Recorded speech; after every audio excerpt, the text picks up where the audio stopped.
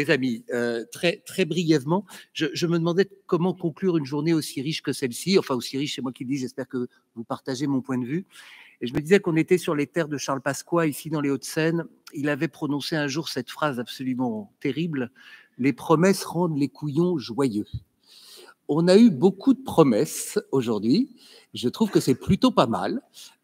Ces promesses engagent évidemment ceux qui les ont faites et nous engagent aussi à les poursuivre. Je pense notamment à la promesse du ministre qui était de dire il faut qu'on associe dans les réflexions à venir, et elles sont immédiates et un peu moins, mais en tout cas c'est du court terme, les directeurs de la sûreté et leurs partenaires de l'écosystème de la sécurité privée.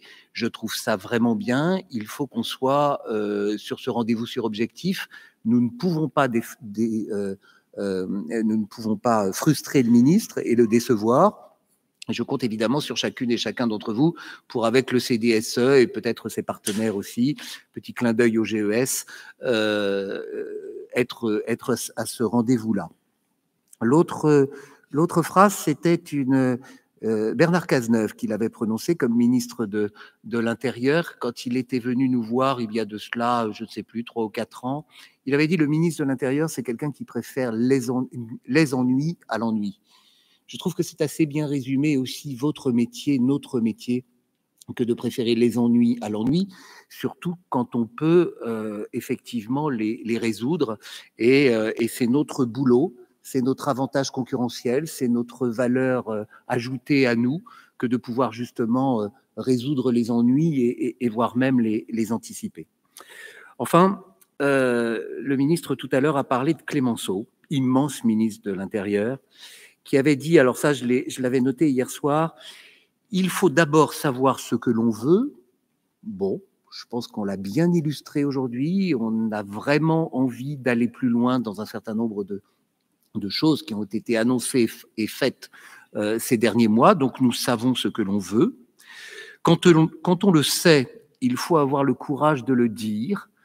Alors, je crois qu'on n'a pas mâché nos mots et que le courage est probablement l'une des vertus cardinales des directeurs de la sécurité et de ceux qui sont leurs partenaires. Donc, on devrait pouvoir continuer de marteler ses opinions. Et Clémenceau terminait en disant: quand on le dit, il faut ensuite avoir l'énergie de le faire. L'énergie de le faire, c'est exactement ce que je vous propose de faire dans les semaines et les mois qui viennent. Comptez sur le CDSE pour continuer.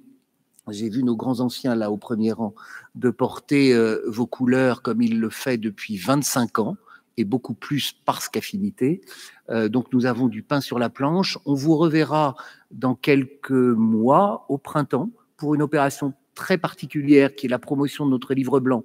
Nos grands anciens en avaient fait un. Nous sommes en préparation d'un second, d'un deuxième même, je devrais dire, parce que d'autres en feront un troisième après nous. Mais il y aura un livre blanc du CDSE au printemps et nous enjamberons comme ça les vœux un peu pénibles, surtout quand il s'agit de les faire avec des règles sanitaires. Donc nos vœux, nous les ferons au moment de Pâques, probablement, avec la publication de ce livre blanc. Mais je vous encourage vraiment à être présent ce jour-là parce qu'on devrait taper très très fort. Et puis, je voudrais vous faire 2 annonces. La première, c'est que, cher Emmanuel, tu nous as tendu une perche, enfin on en avait parlé hier, donc c'est un complot qui s'évente rapidement. Ouais, il faudrait qu'il y ait une Red Team du CDSE. On a déjà un lab qui anticipe la sûreté et la sécurité des entreprises de demain, mais je pense qu'on va s'inspirer de votre savoir-faire, à tous, mon commandant aussi. Ça me fait tout drôle de dire mon commandant, ouais, voilà, c'est quand même beaucoup mieux que sergent, je trouve.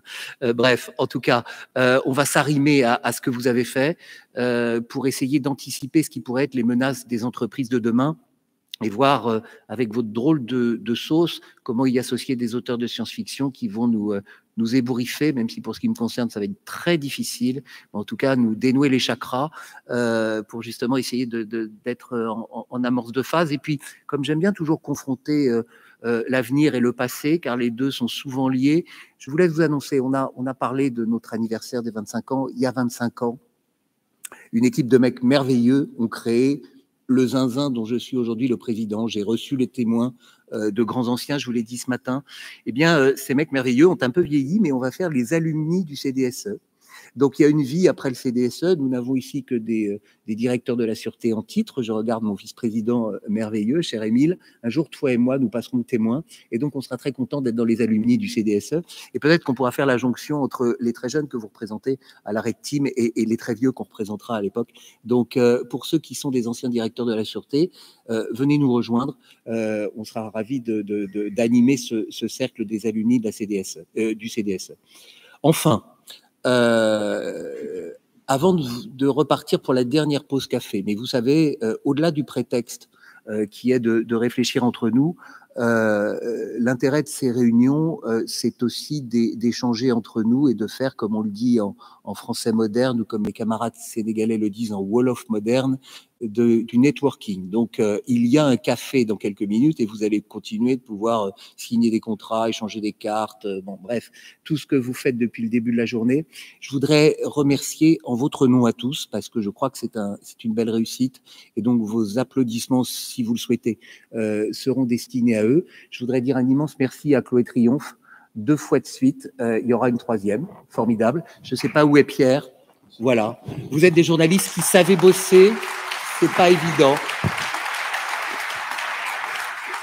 Et qui, en plus, à défaut d'être bienveillant, savait mettre en valeur et tirer le meilleur de nos interlocuteurs, y compris d'un ministre de l'Intérieur dont le métier est quand même exclusivement de parler la langue de bois sans accent. Et je trouve que tout à l'heure, il est justement vraiment bien sorti de la langue de bois. Ça nous oblige et ça l'oblige aussi.